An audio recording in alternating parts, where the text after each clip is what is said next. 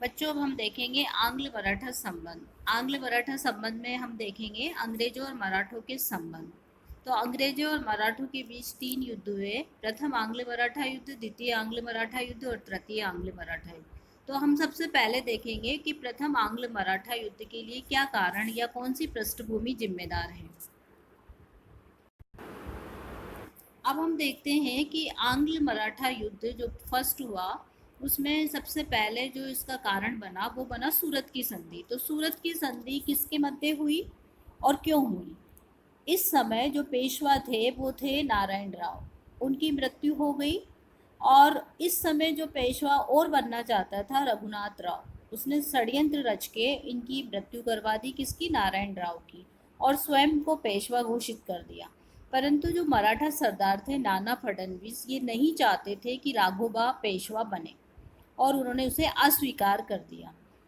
और 1774 में माधवराव की पत्नी, विधवा पत्नी ने एक पुत्र को जन्म दिया, माधवराव द्वितीय को, और उसे मराठों ने माधवराव द्वितीय के नाम से पेशवा बना दिया। जब रघुनाथ राव अर्थात राघोबा को अपने प्रयासों में असफलता दिखी तो वो भागकर बंबई चला गया और कंपनी सरकार से सहायता की याचना की, और अंग्रेजों और राघोबा के बीच जो संधि हुई वो संधि सूरत की संधि के नाम से जानी गई। अब बच्चों हम देखेंगे सूरत की संधि क्या थी।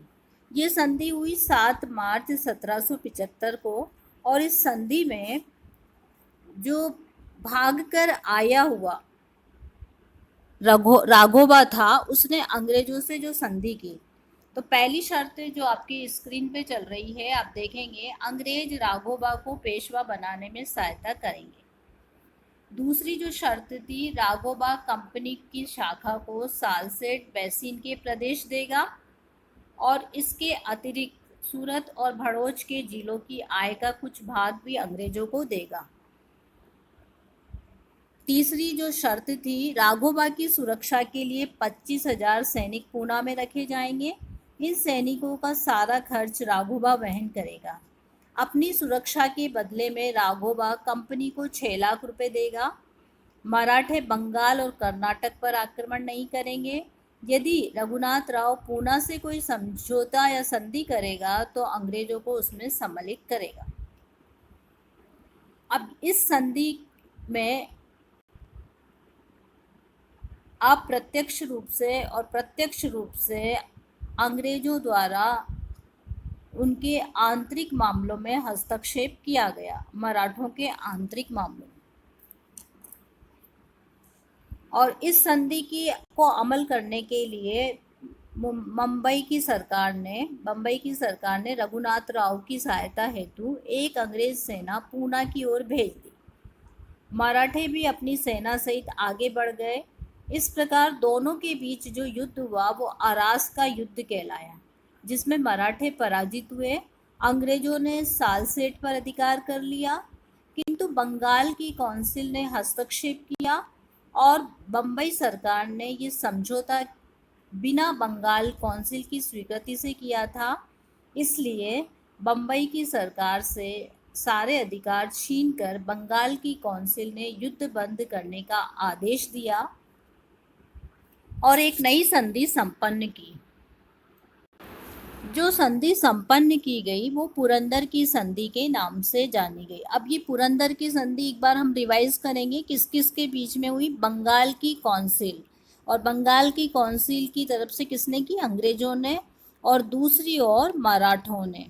इसमें राघोबा नहीं है, इसमें मराठे हैं जो संधि की शर्तों को तय कर रहे हैं। तो अंग्रेज सरकार और मराठों के बीच पुरंदर की संधि 1 मार्च 1776 को संपन्न हुई। इसकी शर्तें थी, कंपनी राघोबा को सैनिक सहायता नहीं देगी, राघोबा को केवल 1000 सैनिक रखने की अनुमति दी गई। पेशवा राघोबा को 25,000 रुपये मासिक पेंशन देगा। इसके बदले में राघोबा ने पूना की राजनीति में हस्तक्षेप न करने का वचन दिया।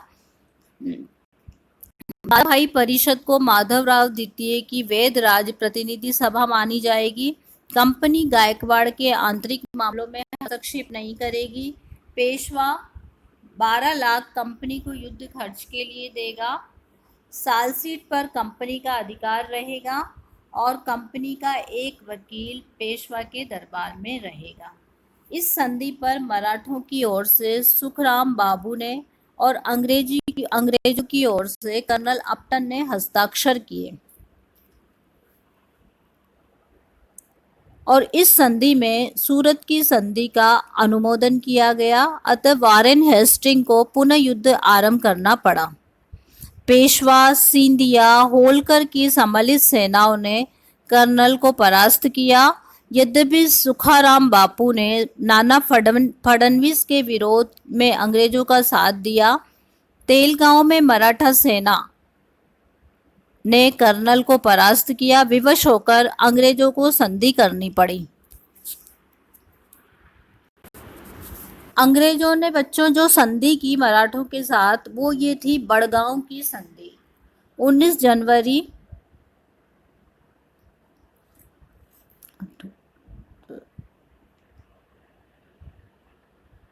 1779। अब इसकी शर्तें क्या थी देखिए आप। 1773 ईस्वी के बाद से अंग्रेजों द्वारा विजित प्रदेश मराठों को लौटा दिए जाएंगे। भड़ोत जिले की आय सिंधिया को मिलेगी। अंग्रेज 41,000 रुपया मराठों को देंगे। 2 अंग्रेज अधिकारियों को बंधक के रूप में मराठों के पास रहना होगा और राघोबा को पेशवा को सौंपने का वचन अंग्रेजों ने दिया। तो अब हम ये देखते हैं कि इस संधि में जो है अंग्रेज परास्त हुए और इस संधि को जो है मराठों की ओर से प्रमुखता दी गई। अब इस संधि के पश्चात जो अलग दूसरी संधि हम देखते हैं कि इसके बाद भी बड़गांव की संधि के बाद भी युद्ध प्रारंभ हो गया और जो है युद्ध प्रारंभ हुआ तो मराठों ने, अंग्रेजों ने जो है पूना की ओर बढ़े। अंग्रेज नाना फडणवीस ने निजाम और हैदर अली को अपनी ओर मिला लिया। निजाम ने अपने वचनों का पालन नहीं किया। मराठों ने गोडार्ड को बुरी तरह हराया। वॉरेन हेस्टिंग ने पोफम को मराठों के विरुद्ध भेजा। दोहद के राजा की सहायता से महादजी सिंधिया की राजधानी ग्वालियर पर अधिकार कर लिया गया। ग्वालियर में हारकर सिंधिया उत्तर की ओर भागा, किंतु अंग्रेजों की एक सेना ने उसे सीपरी में हराया। विवश होकर सिंधिया ने अंग्रेजों से संधि कर ली। उसकी मध्यस्थता से अंग्रेजों और पेशवा में भी संधि हो गई। तो जब सिंधिया परास्त हुआ तो फिर पेशवा और अंग्रेजों के मध्य जो संधि हुई, वो संधि अंग्रेजों और पेशवा के मध्य हुई संधि सालबाई की संधि कहलाई।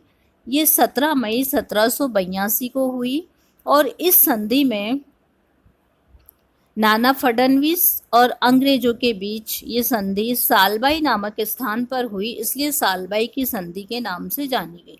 इस संधि में कहा गया अंग्रेजों ने राघोबा का साथ छोड़ दिया। मराठों ने उन्हें 3 लाख रुपए वार्षिक पेंशन देना तय किया। सालसेट और भड़ोच पर अंग्रेजों का अधिकार मान लिया गया। अंग्रेजों ने माधवराव द्वितीय को पेशवा बना दिया। यमुना नदी के पश्चिम प्रदेश सिंधिया का अधिकार में दे दिए गए।